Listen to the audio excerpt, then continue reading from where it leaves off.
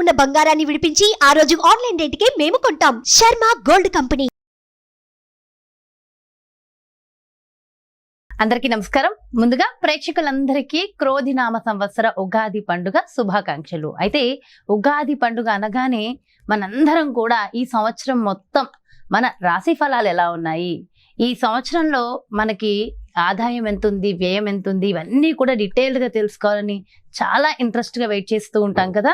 అయితే ఈ ఉగాది రాశి ఫలాలు మనకి డీటెయిల్డ్గా ఇన్ఫర్మేషన్ ఇవ్వడం కోసం మనతో ఉన్నారు ప్రముఖ జ్యోతిష్య వాస్తు పండితులు, జ్యోతిష్య వాస్తు శిక్షణ నిపుణులు, ప్రముఖ ఆధ్యాత్మికవేత్త, లలిత ఉపాసకులు బ్రహ్మశ్రీ నానాజీ పట్నాయక్ గురువు గారు.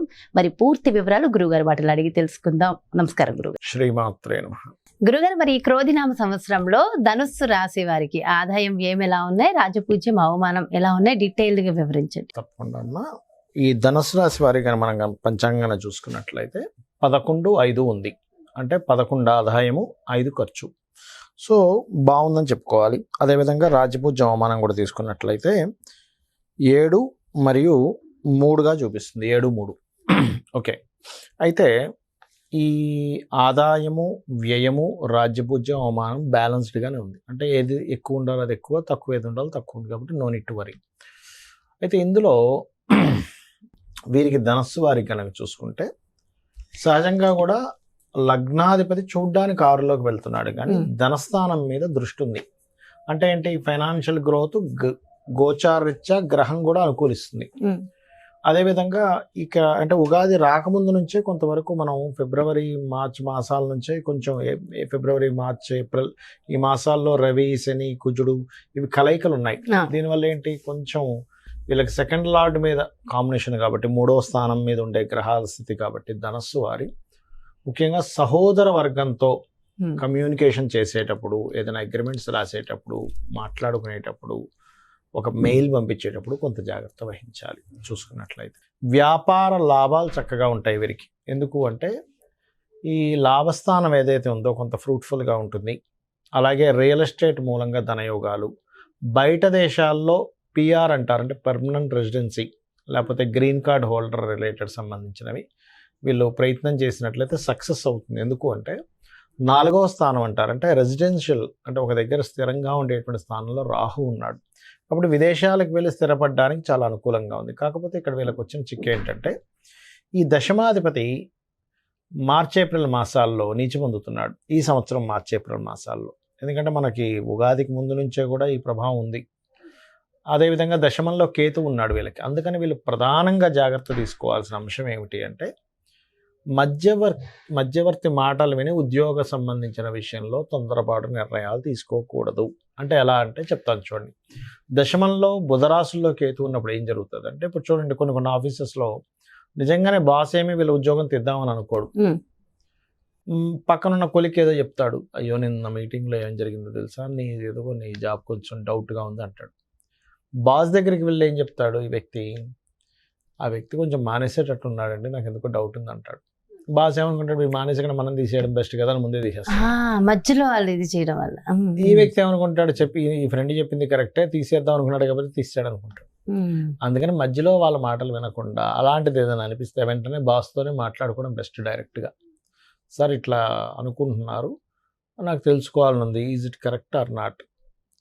లేకపోతే ఏమవుద్ది, ఈ మధ్య వాళ్ళు ఎందుకు చేస్తారంటే వాళ్ళ ఫ్రెండ్స్కి ఎవరికైనా ఉద్యోగం వేయించాలనుకోండి, అలా చేయించి సార్ మా ఫ్రెండ్ ఉన్నాడు ఆల్రెడీ మంచి టాలెంటెడ్ పర్సన్ అంటే బాస్ ఏమంటాడు, వెంటనే ఎత్తుక్కోవడం ఎందుకులే, సరే ఇది పంపించేయండి అంటారు. ఇలాంటివి జరుగుతుంటాయి దశమంలో కేతు ఉన్నప్పుడు. కాబట్టి వీళ్ళు ప్రధానంగా ఆఫీసులోకి వెళ్ళి కూర్చొని జాబ్ విషయంలో ఒకసారి కూర్చున్నప్పుడు గణపతిని తలుచుకోవడం, వీలైతే దగ్గరలో గణపతి ఆలయాలు ఉన్నట్లయితే అక్కడికి వెళ్ళి కాస్త రోజు అయినా లేకపోతే కనీసం బుధ మంగళవారాలు అయినా వెళ్ళినట్లయితే కెరీర్ విషయంలో ఆగిపోయిన గ్రోత్ పెరుగుతుంది. కొత్తగా ఏదైనా జాబ్ రావాలనుకునే వాళ్ళకి వస్తుంది, పోవాల్సిన జాబ్ కూడా అవుతుంది ఇది చేయడం ద్వారా.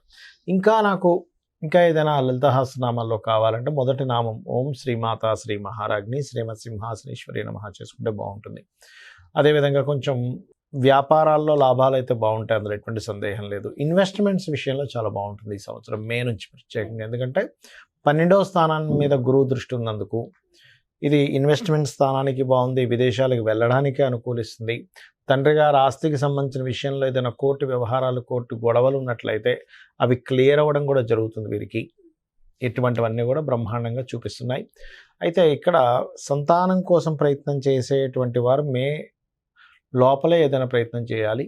మే తర్వాత కూడా చేయొచ్చు, తప్పేం లేదు. కాకపోతే ఏంటంటే కొంచెం బలం అనేటువంటిది అక్కడ కాస్త ఎక్కువగా చూపిస్తుంది. ఇక వీరు చేయవలసిన దేవతారాధన లక్ష్మీ నరసింహస్వామి ఆరాధన కనుక చేసుకున్నట్లయితే అన్ని విధాలా బాగుంటుంది. ఓవరాల్ గా ధనుసు రాశి వారికి కాస్త ఇబ్బందికర వాతావరణం ఉన్నప్పటికీ చక్కటి రెమెడీస్ మంచి, ఎందుకంటే ఆదాయం రాజపూజ అవమానం కూడా బాగానే ఉంది కాబట్టి అసలు ఇబ్బంది పడాల్సిన అవసరం లేదు. అండ్ మీరు ఇచ్చిన రెమెడీస్ కూడా ఫాలో అయితే మరింత బాగుంటుంది. ఉద్యోగ విషయంలో ఒక్కటి జాగ్రత్తగా చూసుకుంటూ ఉంటే సరిపోతుంది. మిస్కమ్యూనికేషన్స్ వల్ల అది కూడా చూసుకుంటే సరిపోతుంది. చాలా చక్కగా వివరించారు గురుగారు. అయితే ప్రపంచ వ్యాప్తంగా, దేశ వ్యాప్తంగా మొత్తం ఎలా ఉండబోతుంది అంటారు ఈ సంవత్సరం? ఒకటేనమ్మా, క్రోధినామ సంవత్సరానికి అధిపతి ఎవరు, అంటే ఈ సంవత్సరానికి రాజు ఎవరు అనేటువంటి తీసుకుంటే కుజుడు అవుతాడు. కుజుడు అంటే ఫైటింగ్, గొడవలు, ఉద్యమాలు, యుద్ధాలు, వీటికి కారకుడు అనమాట కుజుడు. అందుకని అటువంటి వాతావరణం కనిపిస్తుంది. అయితే లక్కీ ఏంటంటే కాలసర్ప దోషం నుంచి గురువు బయట ఉన్నాడు, అది కొంత సేఫ్ ఇస్తుంది.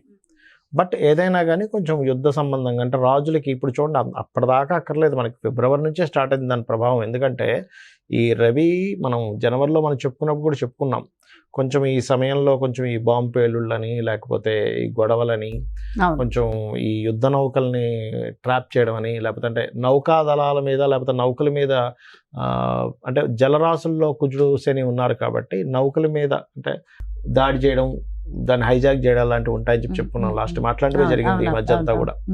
అంటే ఏమిటి, ఈ సంవత్సరం ప్రత్యేకంగా కొంతవరకు ఈ యుద్ధ సంబంధించినటువంటి ఈ మనం ఊహించినటువంటి మార్పులు అనేకమైన జరుగుతాయి. అంటే అసలు లాస్ట్ మినిట్ వరకు ఇది మారదు, ఇలాగే జరుగుతుంది అనుకుంది, అది సడన్ గా మార్పు వచ్చేస్తుంది. అసలు ఎవరు ఎక్స్పెక్ట్ కూడా చేయరు, అసలు ఇలా జరుగుతుందా, ఇలాంటివి కూడా జరుగుతుంది అసలు ప్రపంచంలో అన్నట్టుగా జరుగుతుంది. అన్ని మార్పులు ఏదైనా కావచ్చు. అంటే టెక్నికల్ గా హై లెవెల్లో మార్పులు చూస్తాము, రాజకీయంగా హై లెవెల్లో మార్పులు చూస్తాము, గుర్తుపెట్టుకోండి. అసలు మోసాల లెవెల్లో కూడా హై లెవెల్లో మార్పులు చూస్తాం. సో కాస్త కేర్ఫుల్ గా ఉండాల్సిన సమయం because of Saturn Mars combination అలాంటిది.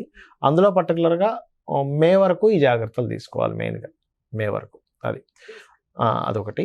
ఇక మిగతా అంశాలు కనుక చూసుకుంటే కనుక, అంటే వీళ్ళు మరి ఇప్పుడు ఈ యుద్ధ సంబంధించిన ఇవన్నీ అనుకున్నాం కదా, మరి రకరకాల దేశాల్లో మన ఇండియన్స్ ఉంటారు, అందరూ కూడా మనుషులే కాబట్టి వీళ్ళెవరూ కూడా ఇబ్బంది పడకుండా ఉండాలి అంటే ఒకటే గుర్తుపెట్టుకోండి, కాలభైరవ అష్టకము, కాళికాదేవి యొక్క స్తోత్రాలు, కాలభైరవ అష్టకం కానీ, నృసింహస్వామి యొక్క స్తోత్ర పఠనం చేయడం కానీ, ఆంజనేయ స్వామి యొక్క ఆరాధన చేయడం కానీ, ఇవి గనక చేయగలిగితే, లేదా మీకు దగ్గరలో గోశాల ఉంది, గోవులకు కాస్త బెల్లము, అదేవిధంగా నువ్వులు కాదు సారీ బెల్లము మరియు క్యారెట్లు, నువ్వులు తినిపించకూడదు, పొరపాటు నువ్వులు అన్నాను, నువ్వులు అస్సలు తినిపించకూడదు, బెల్లము క్యారెట్స్ తినిపించాలి. నువ్వులు దానం మాత్రమే ఇవ్వాలి. చాలామంది అంటుంటారు, ఏమంటే నువ్వులు మేము తినిపించాలా అని అడుగుతూ ఉంటారు, ఏది పురోహితుడు తీసుకోవట్లేదని. ఎందుకంటే అమ్మ అది ఏదైనా మనకి ప్రెగ్నెన్సీతో ఉందనుకోండి, దాని ప్రెగ్నెన్సీ ఇచ్చినవ్వడం వల్ల మరింత దోషం ఏర్పడుతుంది. కాబట్టి ఇది జాగ్రత్త తీసుకోవాలి. సో కాబట్టి ఈ జాగ్రత్తలు తీసుకుంటే సరిపోతుంది. ఇదంతా ఓవరాల్ గా సామూహికంగా కూడా చేయడం వల్ల ప్రపంచానికి కొంచెం మంచి జరుగుతుంది కదా గురుగారు. ఇవే కాకుండా ఇంకేమైనా జాగ్రత్తలు తీసుకోవాల్సిన అవసరం ఉంటుందంటారా? జాగ్రత్తలు అంటే ఏం లేదమ్మా, ఒకటి గుర్తుపెట్టుకోండి, నేను చెప్పేది ఒకటే, మనకి ఎప్పుడైనా సరే గ్రహస్థితిలో ఎలాగున్నా, అంటే మన జాతకం ఎలా ఉంది, వాస్తు ఎలా ఉంది, ఇవన్నీ ఎలాగున్నా, నేను చెప్పేది ఒకటే, అమ్మవారిని గనక మనం ఆశ్రయించినట్లయితే ఇవన్నీ కూడా పక్కకు పోతాయి. అయితే మరి ఈ శాస్త్రం ఎందుకు ఇచ్చింది అమ్మవారు? ఈశ్వరుడే స్వయంగా కూడా జ్యోతిష్ శాస్త్రాన్ని ఇచ్చాడు కదా, మనం చెప్పుకుంటూ ఉంటాం కొన్ని వాటిల్లో, మహర్షుల ద్వారా మనకు అందించాడని. మరి ఆ పరమేశ్వరుడు ఎందుకు అందించాడంటే మనకు ఒక జాగ్రత్త చూసుకోవడానికి, ఒక రూట్ మ్యాప్ లాగా మనం ఒక తయారు చేసుకుంటున్నాం.